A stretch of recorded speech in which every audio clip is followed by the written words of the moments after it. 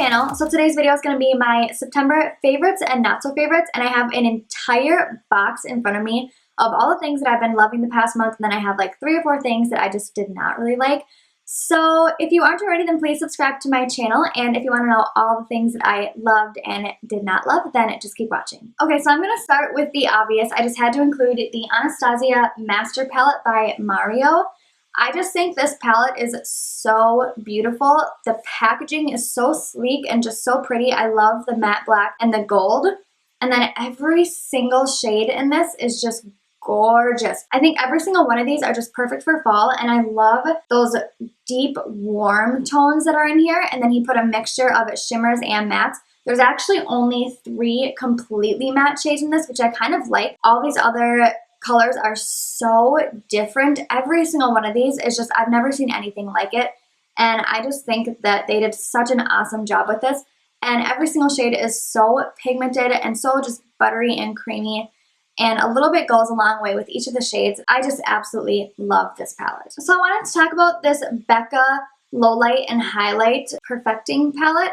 I don't know if this is new or if I just have never seen it before, but I saw it in Sephora for the first time like 2 weeks ago, and I had never seen it before. Okay, so in this little palette, you have a highlighter and then a bronzer. This is just like the perfect contour shade on me. Not so much for bronzing because it's a pretty cool toned bronzer or contour shade, and I feel like this shade would just look so good on anybody's skin tone. And then I love how it's paired with a highlighter. That's what the highlighter looks like, and they're just so pretty paired together.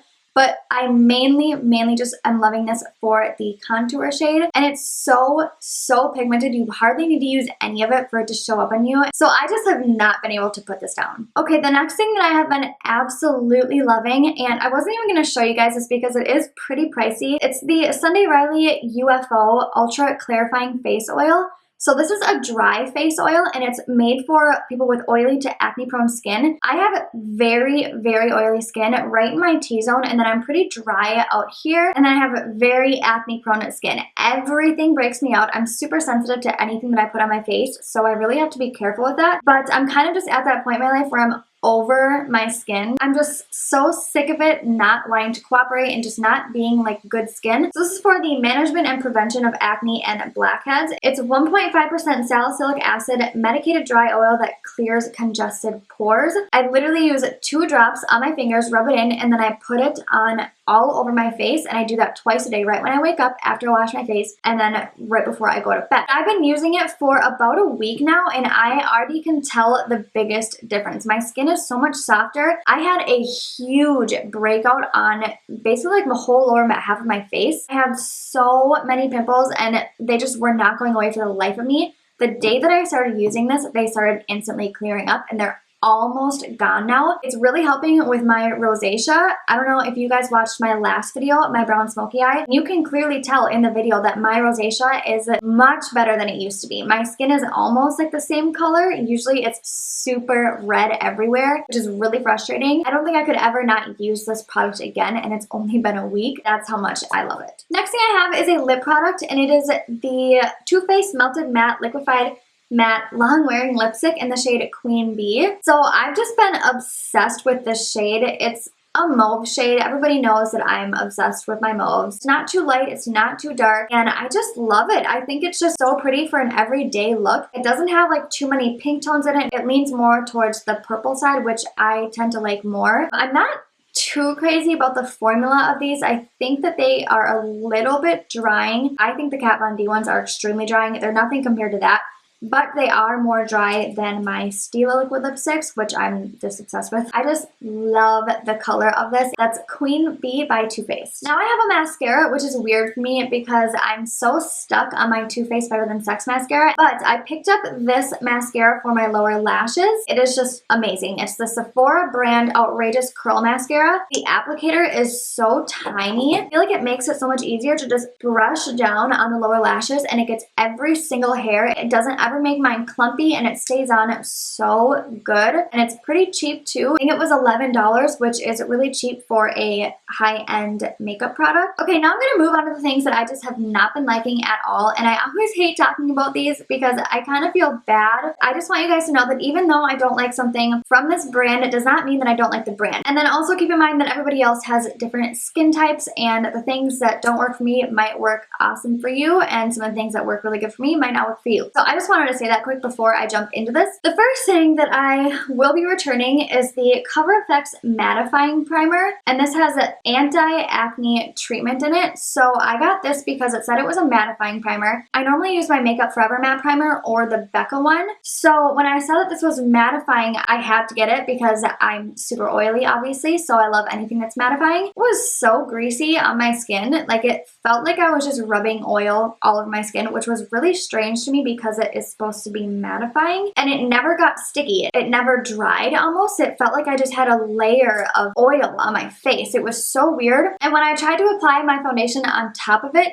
the foundation was just sliding around. This just did not look good at all on my skin, and it actually was clinging to every little imperfection I had. It was really, really bad, and it makes me sad because I really wanted to like this, and I really wanted to find a new primer that I liked, and it just was not happening with this one. The next thing that wasn't working for me was the Sephora Gel Serum Concealer.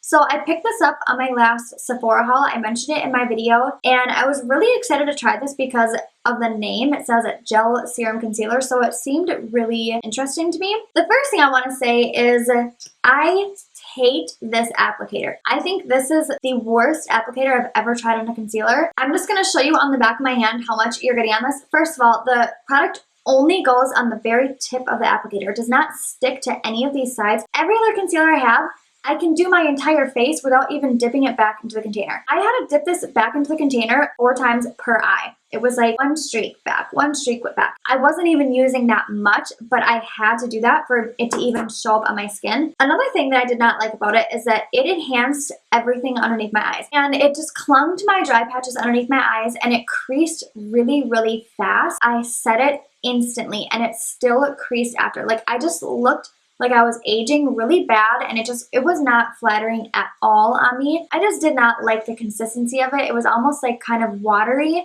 And for that to make my skin look really dry and aged, I don't know what was going on there, but I did not like that. Okay, last but not least, I have the Sephora Cleansing Water. So as you can see, I actually used this for quite a while. I think it was like at least 2 or 3 weeks that I've been using this. This was the first cleansing water that I ever tried in my life, so I didn't know what to compare it to. I thought every other cleansing water would be like this, but the first thing that I was not a fan of is the fragrance. It smells like a cleaning product, and I don't know how I feel about putting anything with that strong of a fragrance on my face since I am so sensitive. This broke me out like crazy, and I thought I was just like going through a stage because sometimes I break out for no reason. I thought it was just one of those, but it just was not going away. I was literally having a new breakout every single day that I woke up, and I was like, what the hell is going on? It just doesn't make any sense. And I never even thought about this because it's a cleansing water. Like, how would a water, and everything that's in here is good for your skin, how would that possibly make me break out? So I was really in denial that it was this. I'm not even kidding you. 2 days after I stopped using this, my skin started clearing up. The next thing I